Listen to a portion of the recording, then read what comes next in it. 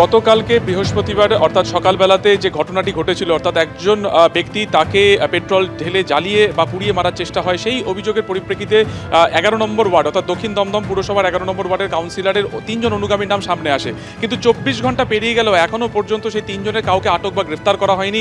কয়েকজনকে জিজ্ঞাসাবাদ করা হলো, মূল যে 3 অভিযুক্ত সাগর, সুশান্ত এবং সুমন, এদের কাউকে কিন্তু এখনও গ্রেফতার করা হয়নি। ঠিক এই মতো পরিস্থিতিতে পরিবার নতুন করে আতঙ্কে ভুগছে, কেননা গতকালকে এই ঘটনার পর যখন তারা বাড়িতে ফেরে, হাসপাতাল থেকে বাড়িতে ফেরে, সেই সময় তাদেরকে হুমকি দেওয়া হয় এবং হুমকি কারা দিচ্ছে, পরিবারে যেটা স্পষ্টত অভিযোগ যে এই 11 নম্বর ওয়ার্ডের কাউন্সিলরের যারা অনুগামীরা রয়েছেন তারা দুটি বাইকে কালকে আসেন এবং আসার পর তারা ক্রমাগত হুমকি দেন। শুধুমাত্র তাই নয়, গতকালকে ঘটনার পরিপ্রেক্ষিতে যারা সংবাদ মাধ্যমে মুখ দেখিয়েছে, যারা ক্যামেরার সামনে এসেছে, তাদেরকে বেছে বেছে হুমকি দেওয়া হয় এবং বলা হয় যে 2026-এর বিধানসভা নির্বাচনের পরে তাদেরকে দেখে নেওয়া হবে। এবং এই অভিযোগ নিয়ে যখন আজকে সেই যাকে পুড়িয়ে মারার চেষ্টা হয়েছিল, যিনি এই মুহূর্তে হাসপাতালে আশঙ্কাজনক অবস্থাতে ভর্তি রয়েছে, তার পরিবার যখন নাগেরবাজার থানাতে লিখিত অভিযোগ নিয়ে যায়, 2 পাতার লিখিত অভিযোগ, তখন সেটা পরিবারের দাবি যে পুলিশ এই অভিযোগপত্র নিতে পর্যন্ত চায়নি এবং তারা এই মুহূর্তে পুলিশের যে ডিপ্লয়মেন্ট চাইছেন, তার কারণ এখনো পর্যন্ত মূল 3 অভিযুক্ত গ্রেফতার হয়নি। গতকালকে একেবারে বাড়িতে এসে অভিযুক্তদের যারা বন্ধু বান্ধব রয়েছে বা অনুগামীরা রয়েছেন, তারা এসে হুমকি পর্যন্ত দিচ্ছেন। ফলত সার্বিকভাবে পরিবারের সদস্যরা এই মুহূর্তে কিন্তু যথেষ্ট আতঙ্কের মধ্যে রয়েছে।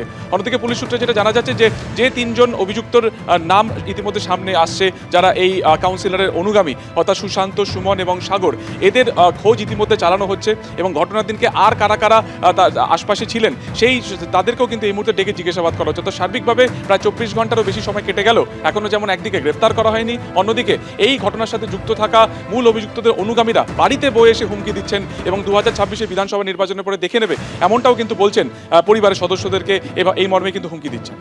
একেবারে সুকান্ত, তুমি আমাদের সঙ্গে থাকো। দমদমে বেদিয়াপাড়া এক ব্যক্তিকে পেট্রোল ছেড়ে পুড়িয়ে মারার চেষ্টা হলো, 24 ঘন্টা পেরিয়ে গিয়েছে, গ্রেফতার তো হয়নি। এমনকি তার পরিবারের সদস্যরা তারা বলছেন তাদের হুমকির মুখে পড়তে হচ্ছে। আহতদের পরিবারকে হুমকির অভিযোগ কাউন্সিলরের অনুগামীর বিরুদ্ধে।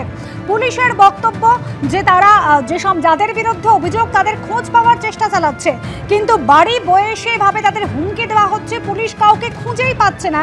এমনকি এ বিষয়ে নাগেরবাজার থানায় যখন তারা গিয়েছিলেন, অভিযোগই জমা নেয়নি পুলিশ, এমনই দাবি করছেন ওই আহতের পরিবারের সদস্যরা। হুমকিটা কি দিয়েছে দেখে নেবো এই বলছে। এটা কি তাহলে উনি কি করছে? উনি কাউকেই মানছে না, ওপরওয়ালা মন্ত্রী ঠন্ত্রী কাউকেই মানছে না, উনি নিজের মতো নিজে চালাচ্ছে। আপনারা এই যে হুমকির ব্যাপারটা পুলিশকে জানিয়েছেন? গেছিল, এফআইআর নেয়নি, তো দরখাস্ত লিখে নিয়ে গেছিল, তো নেয়নি। 11টার সময় দিদিকে বলেছে ফোন করবে, এখনো ফোন করেনি।